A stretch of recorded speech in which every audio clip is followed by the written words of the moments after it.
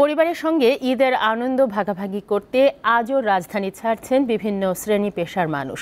ভোর থেকে rail station ও বাস টার্মিনালে যাত্রীদের ভিড় দেখা যায়। মূলত বেসরকারি চাকরিজীবীরাই আজ ঢাকা ছাড়ছেন। কমলাপুর থেকে সময়মতো ট্রেন ছেড়ে যাওয়ায় স্বস্তির কথা জানিয়েছেন যাত্রীরা। আগাম টিকিট না পেয়ে ট্রেনে স্ট্যান্ডিং টিকিটে বাড়ি ফিরছেন অনেকেই। এদিকে বসার জায়গা না পেয়ে প্ল্যাটফর্মে দাঁড়িয়ে ট্রেনের জন্য অপেক্ষা করতে দেখা গেছে অনেককে।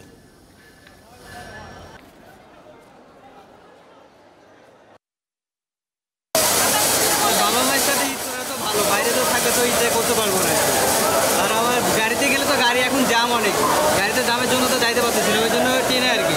অবশ্যই বাসা যাইতে হবে, মা বলছে বাড়ি আসতে হবে, আর আমি থাকতে পারলাম না। আমার ইচ্ছে ছিল না বাড়ি যাওয়ার জন্য, তারপরে আমি বাড়ি যাচ্ছি। বলতে কি পরিবারে বাবা মার সাথে সবার সাথে ঈদের আনন্দ কাটাবো, ফ্যামিলি আছে, বাচ্চা আছে, বউ আছে, এই কারণে আজকে শেষ দিনে সকাল 6টা থেকে 10টা 10 পর্যন্ত অনেক যাত্রী ছিল, যেটা সামাল দিতে আসলে আমাদের হিমশিম খেতে হয়েছিল। গতকাল রাত থেকেই এই ভিড়টা হয়েছে, বিশেষ করে উত্তরবঙ্গের লালমনি ট্রেনের থেকে শুরু করে লালমনি কুড়িগ্রাম এবং রাতের পঞ্চগড় ছিল এই ট্রেনগুলো, এবং সকালের 1টা পর্যন্ত এই ভিড়টা পরিলক্ষিত হয়। এখন ভিড় নেই, এখন মোটামুটি শান্ত পরিবেশ আছে।